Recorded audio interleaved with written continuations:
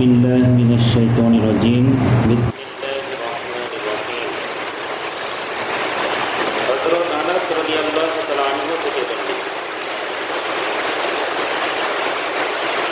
রাসূলুল্লাহ সাল্লাল্লাহু আলাইহি ওয়াসাল্লাম বলেন, মক্কা এবং মদিনা এই দুই সম্মানিত স্থান ছাড়া এমন কোনো জনপদ অবশিষ্ট হবে না দাজ্জাল সেখানে পদদলিত করবে না। অর্থাৎ মক্কা এবং মদিনা ছাড়া দাজ্জাল সমস্ত জায়গায় পদার্পণ করবে, সব জায়গায় সে ঘুরে বেড়াবে। এই দুই পবিত্র নগরীর প্রতিটি গমনদ্বারে ফেরেশতাগণ কাতারবন্দি হয়ে পাহারা দিতে থাকবে। মক্কা মদিনায় প্রবেশ করা যায় এরকম যত রাস্তা আছে, সমস্ত রাস্তায় ফেরেশতারা অবশ্যই পাহারা দেবে, কাতারবন্দি। দাজ্জাল সাবখাহ নামক স্থানে এসে পৌঁছালে মদিনাতে 3 বার ভূমিকম্প। এরূপে মহান আল্লাহ সব কাফের ও মুনাফিকদের মদিনা থেকে বের করে দিলেন। দাজ্জাল যখন নির্দিষ্ট একটা স্থানে যাবে, সাবখাহ, এই স্থানে আসলেই মদিনায় 3 বার ভূমিকম্প। আর এই মদিনায় 3 বার ভূমিকম্প হইলে এর মাধ্যমে কাফের এবং মুনাফিক যারা থাকবে সবাই মদিনা থেকে বাইরে হয়ে যায়। মদিনায় তো পবিত্র হয়ে সেখানে খাঁটি মুমিন মুসলমান ছাড়া অন্য কোনো কাফের মুশরিক সেখানে থাকতে পারে না। হযরত আনাস রাদিয়াল্লাহু তাআলা আনহু থেকে বর্ণিত, রাসূলুল্লাহ সাল্লাল্লাহু আলাইহি ওয়াসাল্লাম বলেছেন, ইস্পাহানে 70,000 ইহুদি দাজ্জালের অনুসারী হবে।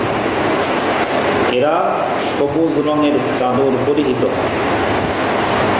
দাজ্জালের মূল অনুসারী হবে হলো ইহুদি। ইহুদিরাই দাজ্জালের অনুসারী এবং ইহুদিরাই দাজ্জালকে নেতা বানিয়ে সমগ্র বিশ্বটাকে জয় করতে চায়। কারণ এখন যেমন ইসরায়েলের ইহুদিরা তারা কর্তৃত্ব চালাতে চায়, তারা চায় যে সব দিক থেকে সামরিক অস্ত্র, পারমাণবিক অস্ত্র, সার্বিক দিক থেকে তারা বিশ্বকে দেখাতে চায় যে আমাদের উপরে কেউ নেই।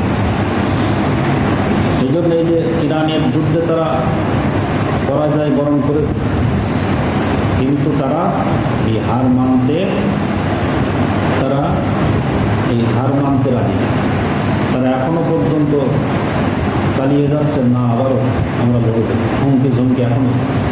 যদিও তাদের এমন ক্ষতিগ্রস্ত হয়েছে এই যে যুদ্ধে, ইরান তাদেরকে এমন জায়গায় জায়গায় আঘাত এনেছে যে তারা এখনো পর্যন্ত প্রকাশ করতে চাচ্ছে, হার মানতে চাচ্ছে যে আমাদের এই ক্ষতি হয়েছে।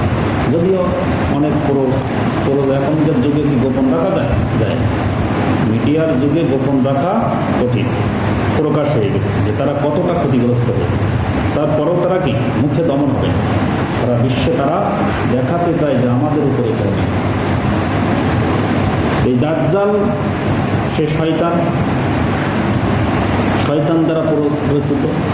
এই দাজ্জালও যখন আবির্ভাব হবে তখন এই দাজ্জালের অনুসারী একমাত্র ইহুদিরাই হবে। হযরত উম্মে শরীক রাদিয়াল্লাহু তাআলা আনহা থেকে বলেন, তিনি বলেন, রাসূলুল্লাহ সাল্লাল্লাহু আলাইহি ওয়াসাল্লাম ইরশাদ করেছেন, দাজ্জালের ভয়ে মানুষ পাহাড় পর্বতের দিকে পলায়ন করতে থাকবে। তাহলে দাজ্জাল এমন একটা ভয়ঙ্কর জীব বা প্রাণী বা মানব থেকেই আসবে। সে তার রূপটা মানবী আর কি, কিন্তু এতটা ভয়ঙ্কর হবে যে মানুষ তার থেকে পলায়ন করার জন্য পাহাড় পর্বত পর্যন্ত উঠে যাবে।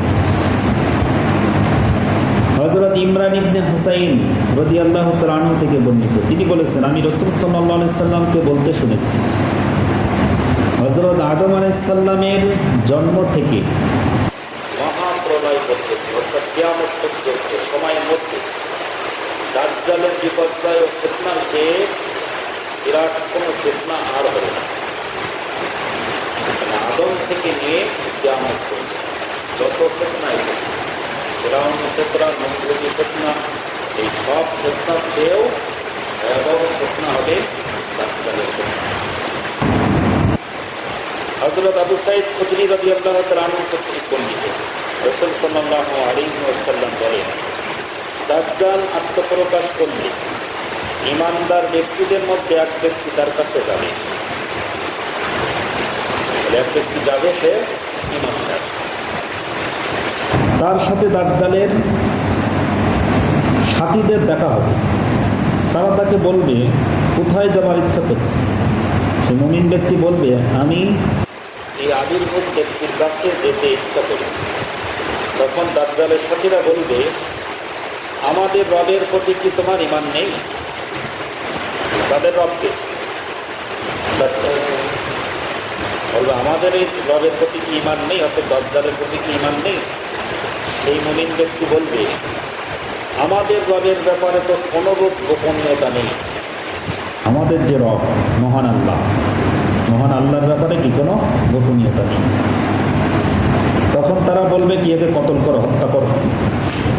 কিন্তু এদের মধ্যে কেউ কেউ বলাবলি করবে, তোমাদের রব কি তোমাদের তার অগোচরে কোনো ব্যক্তিকে কতল করতে নিষেধ করেননি?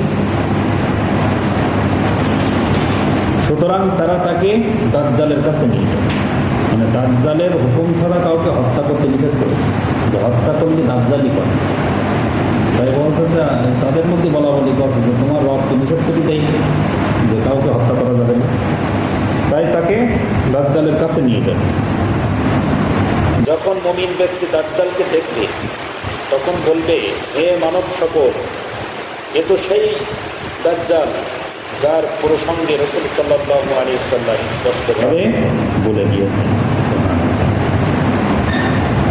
তাহলে দাজ্জালকে দেখেই সেই মুমিন ব্যক্তি বুঝে ফেলবে যে সম্পর্কে তো রাসূল আমাদের বলেই গেছে, যে সে কেমন হবে, আকার আকৃতি কেমন, সব তো বলে গেছে। অতএব যে দাজ্জাল, এর মধ্যে কোনো সন্দেহ নেই।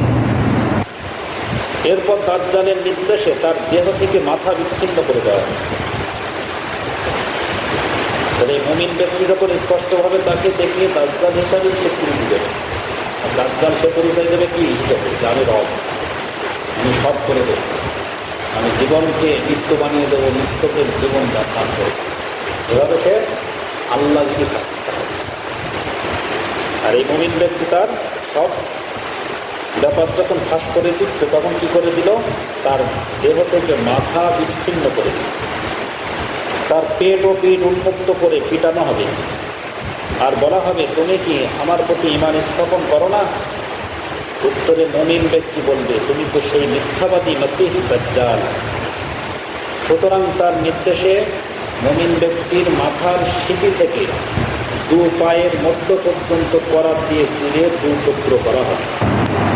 দাজ্জাল তার দেহের এই দুই অংশের মধ্য দিয়ে এই দিক ওই দিক গমন করতে থাকতে পারে। দুই মাথা থেকে দুই টুকরা করে দেওয়া হবে, দিয়ে তার এই মাঝখান দিয়ে দাজ্জাল চলা হবে।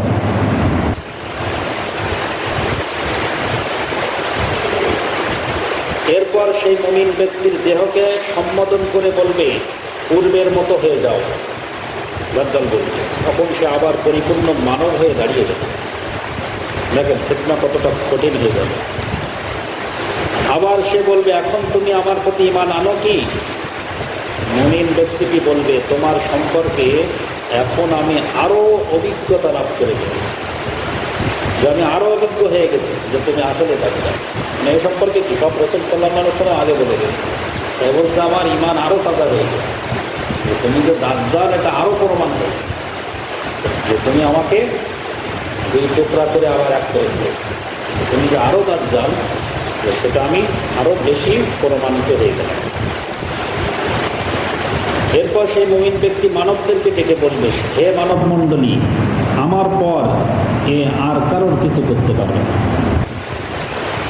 এই ব্যক্তি কি এত কিছু করার পরেও সে যে দাজ্জালের পরিমাণ আনেনি, তখন দাজ্জালের ক্ষমতা কি ভেঙে চলমান হয়ে গেছে। তাই বলছে যে এরপর আমার উপর যেটা খাটিয়েছে এই শেষ, এরপর আর কিছু করতে পারবে না। দাজ্জাল পুনরায় তাকে ধরে হত্যা করতে চাইবে, কিন্তু আল্লাহ তার ঘাড়কে গলার নিচের হাড় পর্যন্ত পিতলে মুড়িয়ে দেবে। ফলে সে তাকে আর হত্যা করার উপায় পাবে না। বাধ্য হয়ে সে তার 2 হাত ও 2 পা ধরে ছুঁড়ে ফেলে দেবে রাগে, সে তো শক্তিশালী। এই মুমিন ব্যক্তির 2 হাত ও 2 পা ধরে ছুঁড়ে মারবে। মানুষ ধারণা করবে দাজ্জাল তাকে আগুনে নিক্ষেপ করেছে, কিন্তু প্রকৃতপক্ষে সে জান্নাতেই নিক্ষিপ্ত হয়েছে।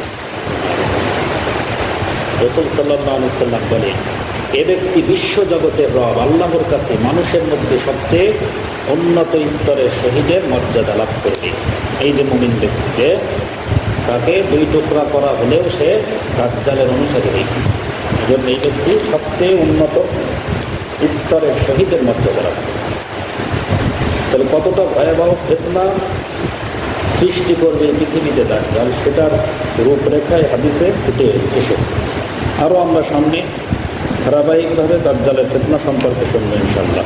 আল্লাহ তাআলা আমাদের সকলকে আমলে আনার এবং ধৈর্য সহকারে এগুলো শোনার বোঝার তৌফিক দান করুন। আমিন।